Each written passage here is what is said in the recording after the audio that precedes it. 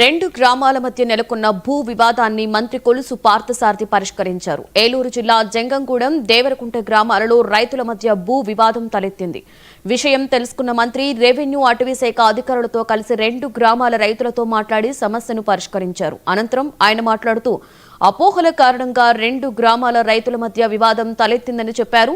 రైతులు అటవీ భూముల జోలికి వెళ్లవద్దని సూచించారు.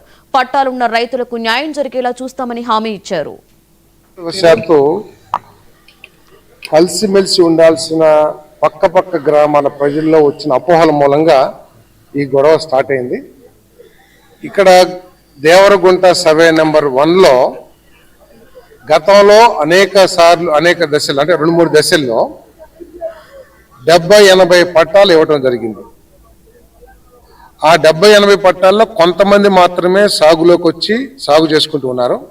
ఎక్కువ మంది ఆ భూమిని అప్పచెప్పడం కానీ సబ్ డివైడ్ చేయటం కానీ చేయక ఈ గందరగోళ పరిస్థితులకు దారితీస్తుందని చెప్పేసి మనవి చేస్తా ఉన్నాను. వాళ్ళు ఎవరికి బలం ఉన్నాడు వాడు, లేకపోతే కొంతమంది రాజకీయ లబ్ధి కోసం రెచ్చగొట్టి దాంట్లో పంపిస్తాం, లేకపోతే మొక్కలు ఒకడు వేపిస్తాం, ఇంకొకడు ఆ మొక్కల్ని పీకిచ్చేస్తాం. ఇటువంటి చర్యలతో రాజకీయాలు ఆడుతూ ఉన్నారు కొంతమంది కావాలని. సో దాన్ని అరికట్టే విధంగా వెంటనే ఎంతమందికి అయితే పట్టాలు ఇచ్చారో ఆ పట్టాలని పరిశీలించి అవి జెన్యున్గా ఇచ్చారా, లేకపోతే రాజకీయ ఊరినే ఎలక్షన్ చాలా చోట్ల మనం చూస్తా ఉన్నాం. ఇతర కాన్స్టిట్యున్సీల్లో అప్పటికప్పుడు పట్టాలు సృష్టించి ఇచ్చారో ఆఖరికి ఇప్పుడు కేసులు కూడా నడుస్తున్నాయి.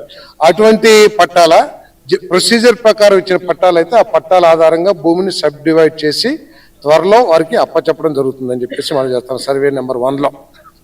అదేవిధంగా ఇంకా మిగిలిన 253 ఎకరాలు ఉంది. మిగిలిన భూమిని పశువుల కోసం, గొర్రెల మేకల కోసం దాన్ని ఫర్దర్గా ఎవరు ఆక్యుపై చేసుకున్నా కూడా చర్యలు తీసుకునే విధంగా అధికారులకు సూచించడం జరిగింది. అక్కడ అవసరమైతే ఫెన్సింగ్ కూడా వేపిస్తాం. రాళ్ళు బౌండరీ రాళ్ళు పాతి దాని లోపలికి వస్తే శిక్షారులు అని చెప్పేసి బోర్డు పెట్టించి చేస్తాం.